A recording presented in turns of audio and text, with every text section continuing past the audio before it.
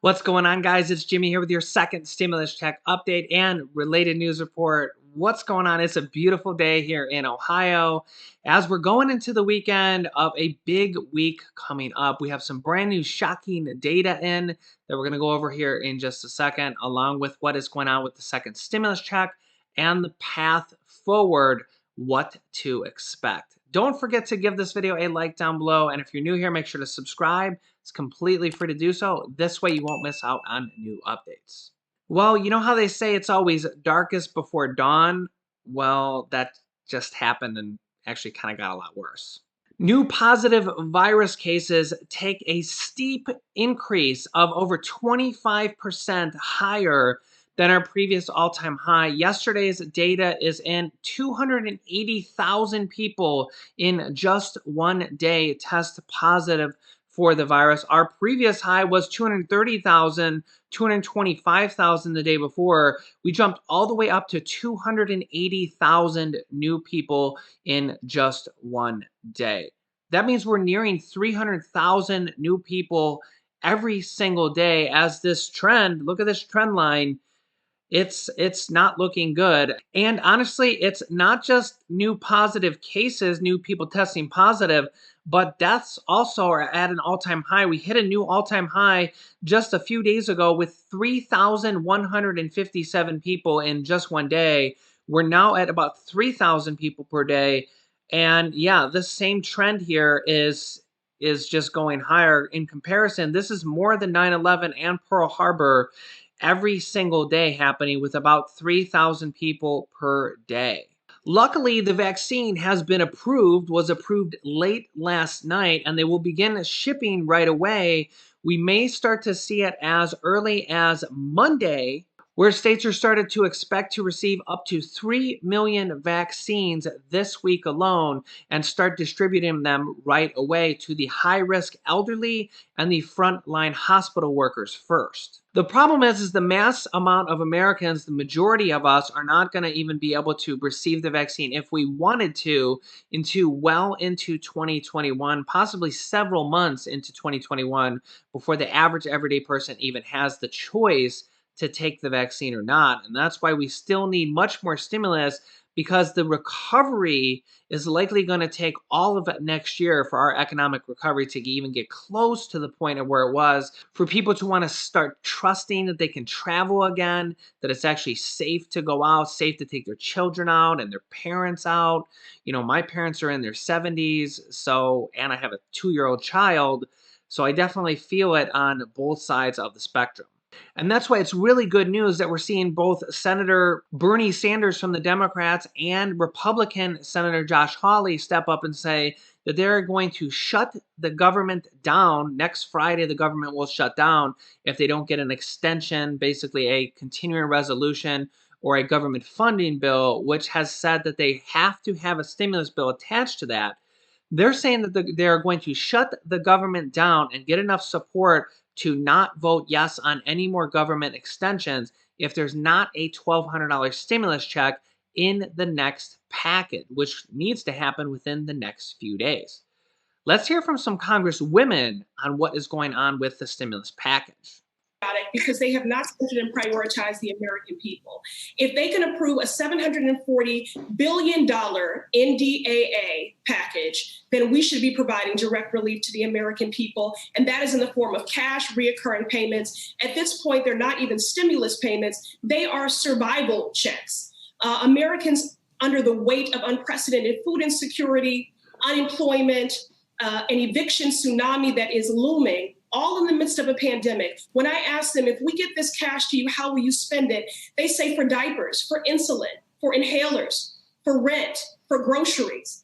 And so this Democratic majority-led House has never lost sight of what's most important, and that is mitigating this hurt and meeting the scale and scope of this crisis. So these are not people that we can negotiate with in good faith, and they have been the obstructionists at every turn, prioritizing profit over people. I think that's such a great way you laid it out, because we have to remember a lot of people are not waking up reading 8 papers every day. They're not watching cable news 24 hours a day. They just know they're hurting. And so sometimes the sides of the argument get lost. So I think that was a very informative answer, and thank you for clarifying. Congresswoman Omar, I want to come to you on this. And let me ask, even despite what Congresswoman Presley said, which very legitimate points, are you guys willing to compromise on some things? Is it worth sacrificing state and local funding if it means that you can get some money in the pockets of people today? And if not, tell me why it's so important you're holding the line on that. I know that for so many of our constituents, as Ayana just perfectly laid out, are really looking at what it means to put food on the table, to avoid losing their home, to care for the most vulnerable in their families. And they understand that we have been fighting diligently. You know, I just led a letter to House and Senate leadership calling for the inclusion of relief checks, which my sisters are co-signers of that letter, asking them to include these direct payments to people. But as we also know, our local and state jurisdictions have been bearing the burden of providing resources like rent relief and others to our constituents. So it's not about trying to decide who gets what. It's about trying to figure out how can we get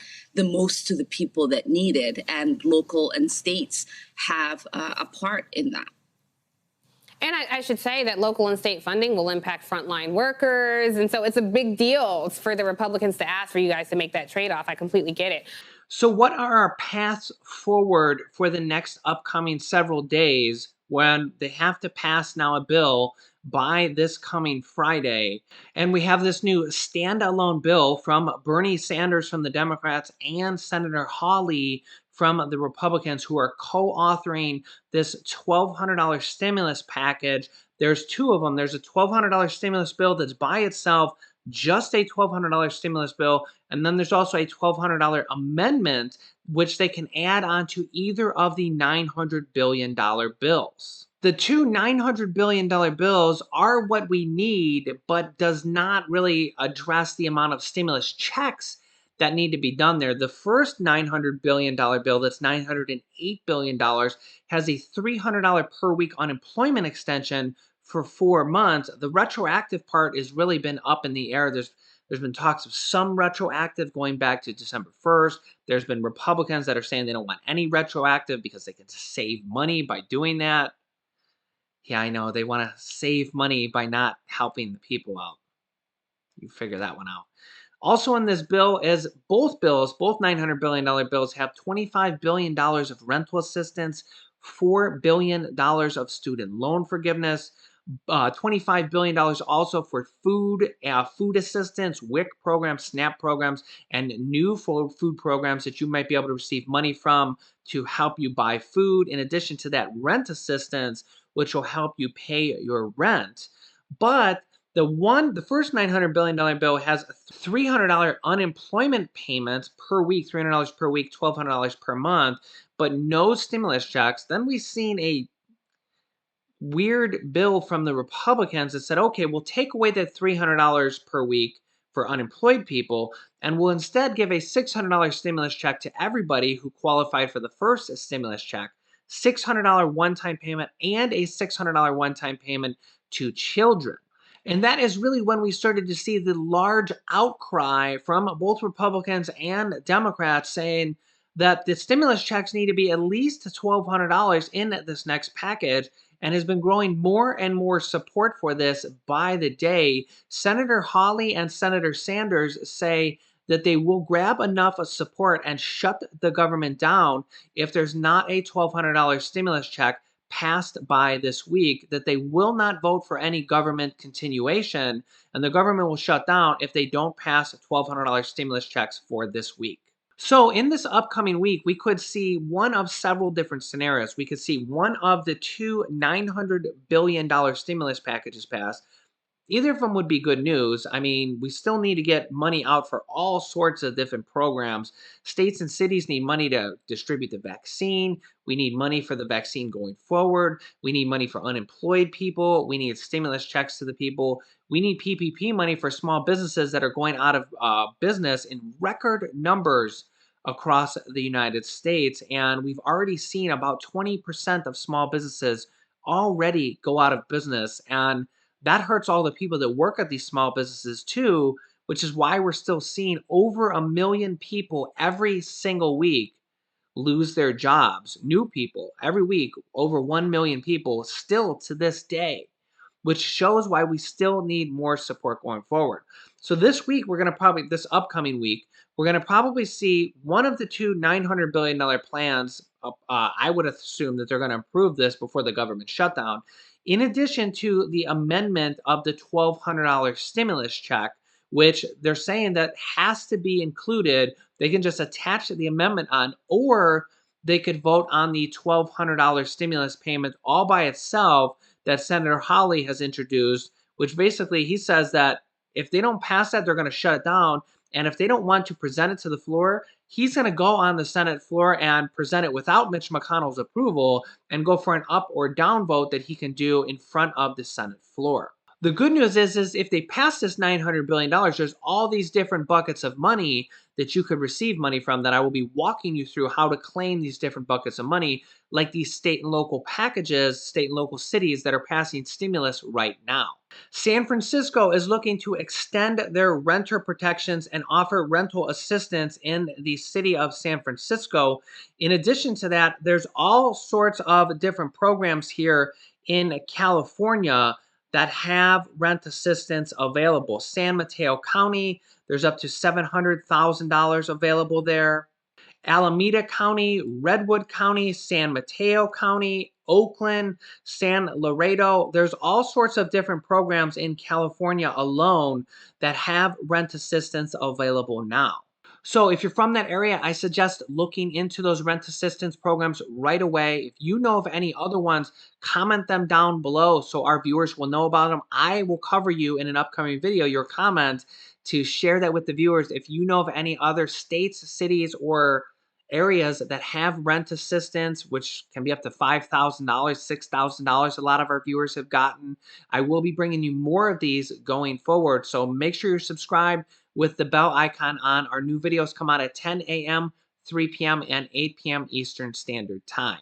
You can click this top video here to watch my newest stimulus check video next, or this video over here, which teaches you how to build your own business selling products on Amazon. Thanks for tuning in, guys, and I will see you in the next video.